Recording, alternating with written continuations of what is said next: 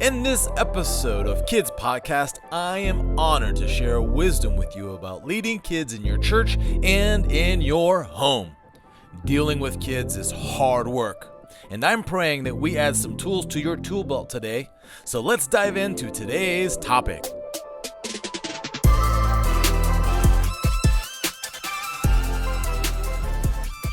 How do I outline my messages? This is part 3 of our series of message outlines. My name is Ron Gale. I'm your podcast host for this episode. And today we are locking down the third part of our series on outlining a message. In the first episode, we focused on sermon writing or sermon outlines, specifically those that might be to a small human or maybe even a big human. But the outline I use that many of you have asked about. The second episode was about message preps that are small, quick, fast. I call it the 5-minute message prep. And this is more for an unplanned scenario, perfect storms. Oh no, I have to go on stage and this was not a part of the plan. I need to come up with something fast. That's what that was about. So if you are in need of an outline on how to do that quickly, check it out. This episode is all about message planning or public speaking in a non-sermon environment. So let's dive in. Let's do this. Bada bing and bada boom. Okay, so you might be in a board meeting, a leadership meeting, a locker room, any scenario whatsoever where you know that you're going to speak, or perhaps you have the opportunity to speak that's just sporadic, by the moment, and you have just maybe a minute to maybe 5 minutes to get your point across, and you have an opportunity to say something. What will you say? So I have 2 different outlines that I use, and these are things that I use mentally in order to help me collect my thoughts before I share my words. So here we go. In the first scenario, it is where I am dealing with something fishy. Yeah, dealing with something fishy. When I say something fishy, it means I want to convert. I want to change what everyone is thinking at the moment. In fishing, in real fishing, there is a difference between getting a nibble or some sort of indication versus getting a bite. Yep. And both of those are completely different than the third scenario where we convert the 2 numbers into a catch. Like you might get a nibble. Okay, that means very little. They may have put it in their mouth and let it go before you even set the hook. They might even bite it. You might even set it. You might even have it for a hot second. But how did you lose the fish? That's the third part is how do we go from converting that catch into a net? We had them on the hook, but how do we convert that number into a net? And that's what I mean. I want to convert whatever the thought process is to my side. Is it a persuasion? Is it a manipulation? Is it something? I don't know.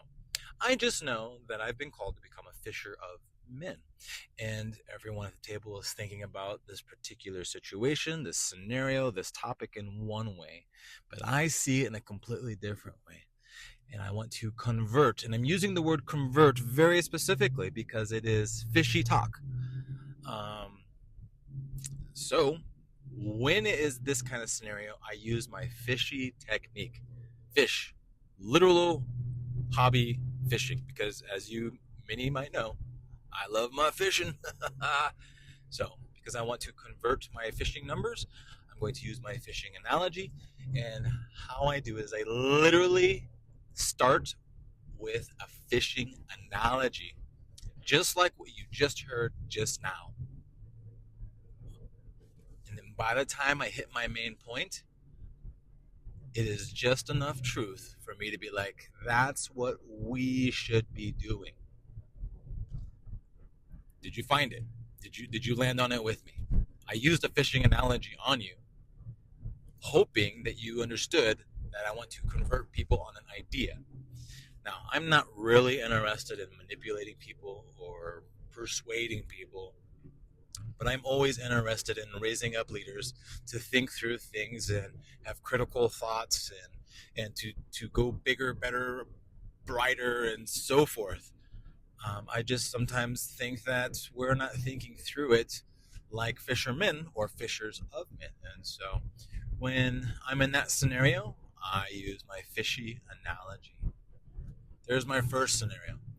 But the second scenario is when there is a problem. Yes, a problem that needs a solution. It's with that I then use the riddle equation. Normally when I'm in this particular environment, it's planned, but let's just say that it happens to in a spur of the moment situation. Either way, we're dealing with a problem, and so now I need to deal with the riddle. That's why I call it the riddle equation, because it helps me remember the fact that I'm about to fix a problem. So it's broken down into 3 parts. The first is I talk about the riddle. Okay, guys, here is the problem. It is A, B, and C. Are we on the same page about the problem? Then I go into the second part. That is the solution. Yes, the solution or the resolution. Riddle, the resolve, whatever. I had a bunch of R's at one point. I think I still do. Don't remember. Either way, I talk about the riddle and I go into the resolve. And that is me saying, okay, we know we have the problem. Here's what the solution from my perspective is. Here's the solution if you're going to give it to me. If you're going to give me a piece of the steak, my vote is to go towards this solution. So that's part 2. Then we go into the third part, which is the reasoning. Oh, there's the R. I have the riddle, the resolve, and the reasoning. And the reason I think my solution will work is because of X, Y, Z. And that's pretty much how I do it. Yeah. Riddle, the resolve, and the reasoning. And in both of these scenarios, when I'm outlining it in my head, I'm not writing it down because I'm not planning on having a long-winded conversation. I'm simply organizing my thoughts before I release the words. I'm setting it before I'm sending it. I used to have this big problem just saying things before I thought about it, and that got me in trouble, and I didn't like it, and I decided to up my game as a leader. So now I begin to process things more as a critical thinker before I say things, so that 1, I'm more professional in my approach, but 2, it actually makes sense. It comes out as a resolve. So although I might sound like a silly, Ron-sense kind of nonsense, there is reason to my rhyme. It helps me. So as you review the last 3 episodes, whether it's an actual sermon, whether it's a 5-minute message prep, or it's a non-sermon quick outline mentally, you now have tools in your tool belt to help you evaluate and assess what you're going to say before you say it. This is not a very long episode, but hey, hope you learned something big today. If you've got questions, feel free to find me. Until next time, everybody say bye, best one.